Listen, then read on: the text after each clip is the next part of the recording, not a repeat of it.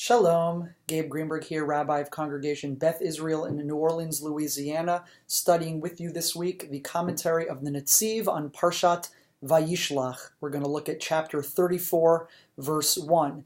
Here, the Netziv is going to weave together insights on three different aspects of our parsha: the story where Jacob wrestles with the angel, the conclusion of Jacob's reunification with Esav, and Dina's going out.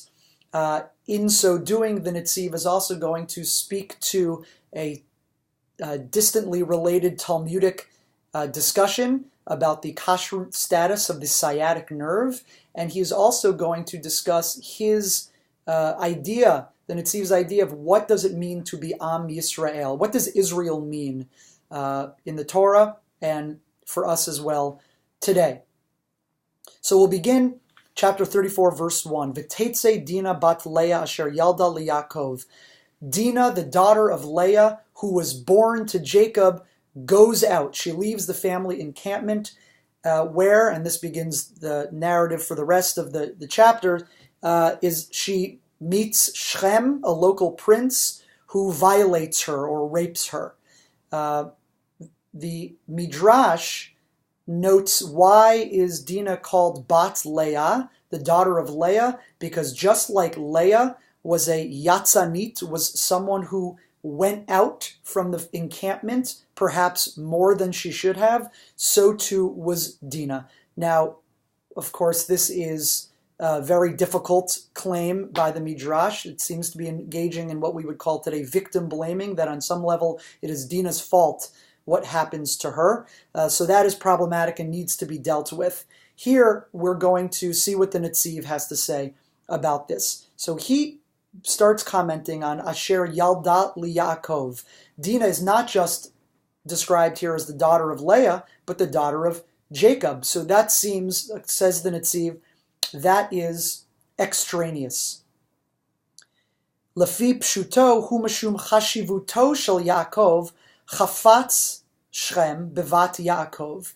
So the Netziv says that the simple understanding, the straightforward understanding for why the text describes Dina not just as the daughter of Leah, but as the daughter of Jacob, is because Jacob was a known personality in this area at the time. He was an important guy, and therefore there was one reason why Shem, this prince, desired Dina.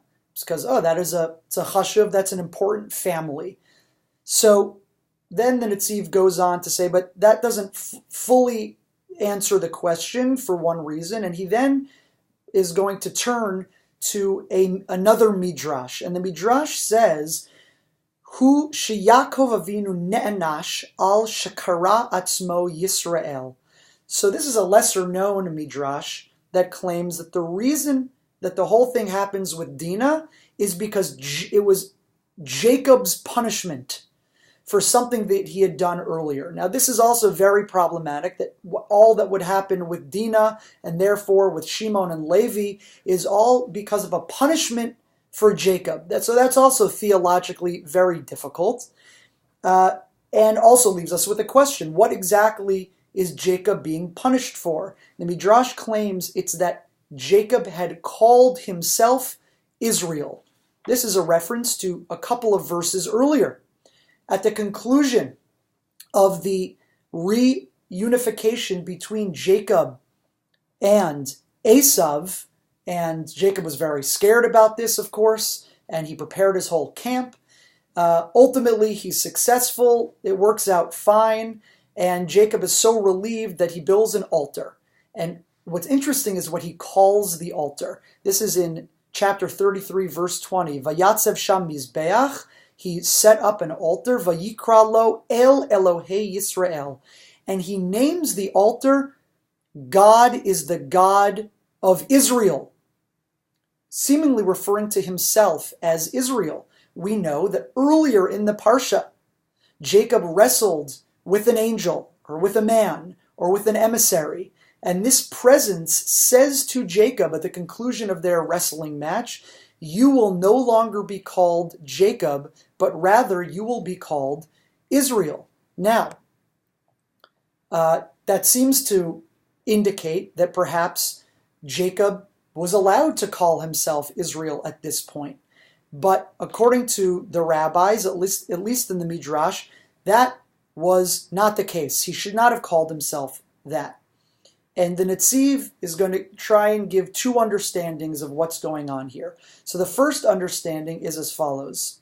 Zeh ha'onesh lezeh hachet. This punishment for this sin is kind of explicable in the following way. First, he has to define, what does it mean to call yourself Israel? What does Israel mean? Be'emet ha-kavanat Yisrael hu al hanhaga lamala ma'ateva. The term Israel means or invokes the way that God relates to a person or a people, the Israelite people, in a supernatural way. Most people have a relationship with God that is through nature. God is present through the workings of the world around us. That's how we perceive God. But Yisrael refers to the times that we relate to God above and beyond the natural workings of the world. We might call it in a supernatural way. Now, once he's defined that for us, the Netziv goes on to say the following. Kol adam nidrash legimel dvarim bahalichot chayav. Every person requires three things to get through their life. Number one, hagana me'oivav, protection from enemies. Number two, parnasa, sustenance. Number three, shmirat shalom, that your peace be protected. It's interesting that I think the first and the third sound similar to me, but for the Netziv they are distinct. He goes on to say, Avraham Avinu, hitnaheg lamala me'ateva b'hagana. Abraham had a relationship with God in this supernatural way that the term Israel invokes. In his relationship, insofar as God protected Abraham from his enemies. This was the first way. Yitzchak, in this second level, the second thing that we need in our lives, parnasa, sustenance. God related to Isaac in a supernatural way through sustenance. Lastly, Jacob related to God in this supernatural way the third area, realm of things that we need, shmirat shalom, that his peace was protected. This can be seen both through his relationship with Lavan and later in our Parsha with Esav. The Netziv goes on to claim, Mekol makom, mekuvanim beremez b'shem Yisrael, hainu bifrat hagana uparnasa, that the aspect of the Yisrael relationship as it manifested with Abraham and Isaac was in a beremez, was only alluded to. It was never said explicitly. Abraham and Isaac are never called Israel explicitly. Only Jacob is told by the angel that you and now your people will be referred to as Israel in this way. But, umeata, however, Kara Yaakov atzmo b'shem Yisrael, ba'asher nishlam bo midat hashalom gam kain. So he's going to be called that. However, haya shalo b'midat derech eretz likro atzmo b'shem hamala. But he was never given permission to call himself that. The angel, according to the Netziv's read, only said that you and your people will be referred to as such, but not that you yourself can call yourself that. Al kain ne'enash b'midat hashalom b'maisa Shchem. He was therefore punished through what happens in the relationship between Dina and Shchem in this way, in that actually Dina and Shchem had love for one another and had peace between one another. This is, the Netziv says, therefore, that Jacob was being punished mida keneged mida. He erred in calling himself Israel in this realm of shalom, and therefore there was shalom, there was peace between Dina and Shchem, and that was a punishment to Jacob. Now that is all very well and good, and we could pause there, except that there is a discussion in the Talmud in Tractate Chulin, which discusses the kashrut status of the sciatic nerve. The question in the Talmud is whether the prohibition on eating the sciatic nerve applies just to kosher meat or also to non-kosher meat and non-kosher animals. So that's a fascinating discussion in its own right. But what's interesting for the Netziv, and the reason he brings that sort of unrelated discussion into our topic here, is because there the rabbis debate whether the mitzvah about not eat the sciatic nerve, which is written here in our Parsha following the wrestling match with the angel, says over there in chapter 32, verse 33, Al kain lo yochlu Bnei Israel et gid hanasheh ad hayom hazeh.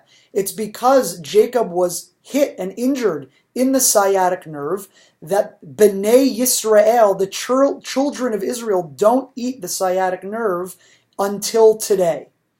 So, when was that mitzvah given? It seems like it was given in our Parsha.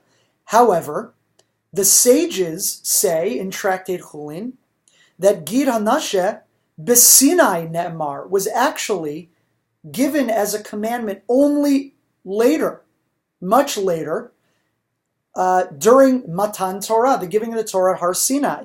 And it was written in our Parsha because that's where the reasoning for the mitzvah comes up. But really it was given later.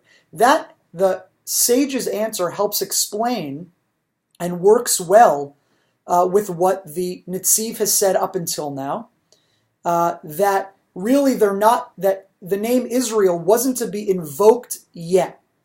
And that, what you're going to say, but wait a sec, it already says Bnei Yisrael, that they're not supposed to eat it. No, say the sages, that phrase, Bnei Yisrael, is really a later phrase. Bnei Israel we could only call ourselves that later and not here, and that's why Jacob was punished, because he invoked it too soon. But the Netziv notes that there's another opinion in that Talmudic argument, that of Rabbi Yehuda, who says no, that this mitzvah of the Gid HaNasheh was in fact took place and was written here, which makes it sound, therefore, if you read the pshat of that verse, like we could refer to ourselves as Israel already at this point. So then asks the Netziv, he says, Im kain yesh liva'er tam hasiba ba'ofen acher. We then have to understand why, if the Midrash is to be believed, that Jacob was punished through what happens to his daughter, that Jacob was punished for calling himself Israel. How are we going to explain that according to Rabbi Yehuda, who in the Gemara says that we were already called Israel at this moment? So just the fact that he calls himself Israel doesn't seem sufficient to warrant a punishment. So the Netziv goes on to say as follows: Yaakov Avinu Kisavor, Yaakov believed Shemidat HaShalom, that the element of Shalom, which we mentioned earlier, Kshihi B'derech HaTeva, that when Shalom comes to you through the workings of the natural world, Eina Tu'una Hashkacha Pratit, doesn't need divine, extra natural or supernatural help or attentiveness. Shahare, Talya gam kain bedat ha'adam sharotze b'midazu. That it also needs or relies upon human seichel, human thoughts and intervention, who want peace. V'lo nitzrach lahashkacha elokit, but they don't require this additional heavenly guidance. Bezu hamida ela b'shasha ba b'nes, that we only rely on God's hashkacha, God's interference, God's having a hand in bringing peace to the world when it comes supernaturally. Umeshum hachi amar Elohei Yisrael, And that is why when Jacob built the altar, he said, God is the God of Israel. Meaning here, God is the God of me and our people when God shows God's self in a supernatural way. But when God doesn't show God's self in a supernatural way, when peace just comes through the normal workings of the world, that is Bnei Yaakov. That is relating to me in a more natural way. And those two are sort of unrelated. And I don't need to invoke God in the sense of participating in the world in this more normal, subdued manner. The Netziv says, Be'emet eino kain, but that's not true. Degam b'midazu, when it comes to shalom, talya b'hashkacha pratit shetavo levracha afilu b'derech hateva.